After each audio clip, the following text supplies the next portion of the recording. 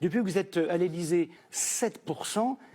Alors vous avez le journaliste complaisant qui dit depuis que vous êtes là, ça change plutôt en mal, hein. Ça va plutôt mal. Bah excuse-moi, hein, t'es gentil sur TF1, ça va pas que plutôt mal, ça va très très mal. Alors tu as comme d'habitude Emmanuel Macron qui dit que les Français, alors il a une expression, ils ont tendance à être pessimistes sur eux-mêmes. La France a tendance à être pessimiste sur elle-même.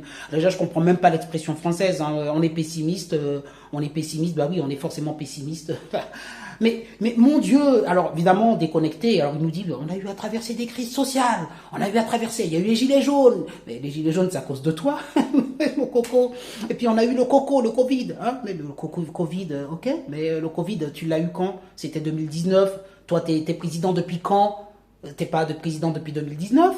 Alors quand tu regardes, tu te dis, on a eu ci, on a eu ça, et puis on s'est plutôt bien sorti, on s'est musclé. Et regardez, il y a ça. Alors évidemment, on est dans un déni. Là c'est de la pathologie.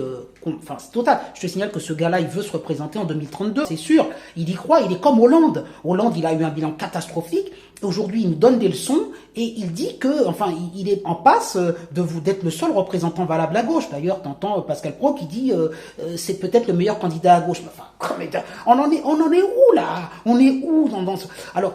Bon, bah, Emmanuel Macron, il est fidèle à lui-même, il est déconnecté. Rappelez-vous que quand il avait ses lunettes de Top Gun et qu'il disait for sure, for sure, for sure. Bon, Emmanuel Macron se rêve en américain, il se rêve en Tom Cruise qui sauve le monde entier.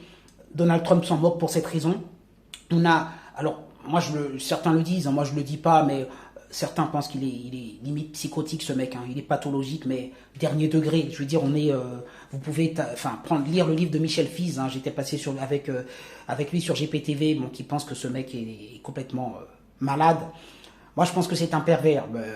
Voilà, c'est un gros trouble de la personnalité. Voilà, je vais pas aller plus loin, mais et puis alors pervers, mais surtout, comme le sont beaucoup les pervers d'ailleurs, extrêmement égocentré.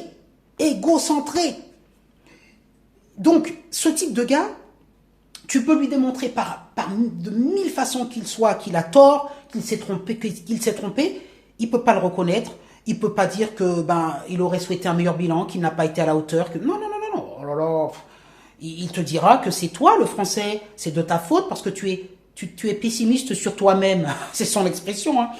Si tu voyais le verre plutôt rempli, à moitié rempli, plutôt qu'à moitié plein, voilà, tu te fais assommer par les impôts, mais bon, de toute façon, c'est une calamité, Alors, je comprends, mais c'est peut-être pas une bonne chose, mais il est aujourd'hui honni, détesté de tant de Français pour son arrogance, c'est insupportable. Les Français vont si mal, rappelez-vous les agriculteurs qui tous les jours, certains s'enlèvent la vie.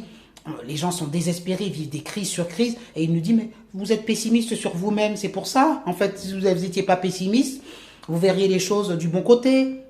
Voilà. Bon, tout est dit dans le personnage. Dans le déni complet, l'arrogance, le mépris, le narcissisme, l'ego. Moi, je suis là, et je crois encore.